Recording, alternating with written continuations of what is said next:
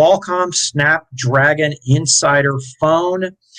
Qualcomm took a little bit of heat about bringing this phone out. I feel like people were confused, so I'm going to try to clarify here. So first off, Qualcomm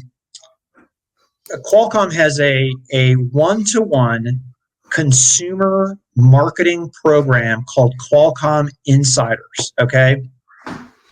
And sometimes we don't fully kind of understand because we're in the US and people have iPhone on the brain, but Android is at least 75% of the global smartphone market. And that's not just because they're cheaper, but in other countries other than the US appreciate more what brands like Samsung, Oppo, and folks like that can bring to the table. And with that said, Qualcomm is getting out there and extending a program, and insiders get insight news before other people get it, and insights. And I got to tell you, I can tell you from having to market inside of China that they love that stuff. And you'll get crowds of tens of thousands of people out there, lining up for stuff just because it's a Snapdragon.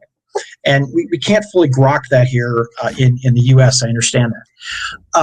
And the other part of it is bringing out kind of special deals and special products. So Qualcomm partnered with Asus on a phone, which is basically doesn't actually have a name to it. But I think the first thing is people did is they bulked the price, okay, which is $1,500. Now, what this phone brings is the latest and greatest technology from Qualcomm, plus the best audio solution in the market, and these killer headphones to connect to it. So it has the best in connectivity. It has nearly the best in compute. It has the latest in quick charge with quick charge 5.0. The only feature that I wish it would have had would have been the under display fingerprint reader, but quite frankly, it didn't match up with the display. I'm told, and I totally understand it. But let me step back here.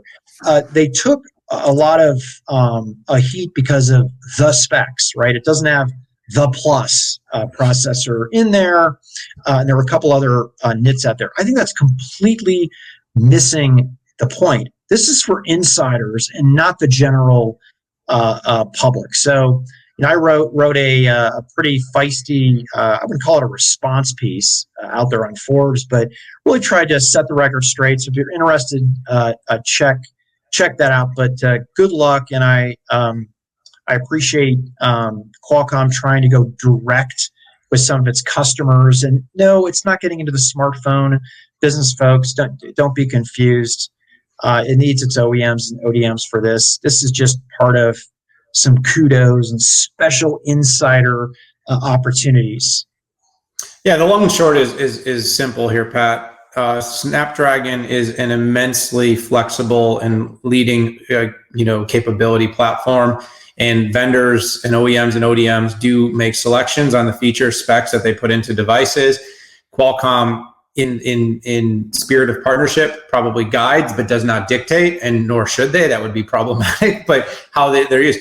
This is an opportunity for the company to try to work to show the market what could be done if you took advantage of all the features, all the specs, all the capabilities of our most advanced, chipsets. So it's an interesting concept, Pat. And since Qualcomm really has a very little consumer recognition, it's a chance for people that reach out and that are influential at that consumer level to really talk about the fact that, going back to your T-Mobile commentary, that Qualcomm, when incorporated into the OEM and ODM devices that we know, creates a device that we like to use better. It's actually quite simple. The program will need to continue to evolve. This may not be the perfect application of it, but it's a starting point, and I expect to see more in the future.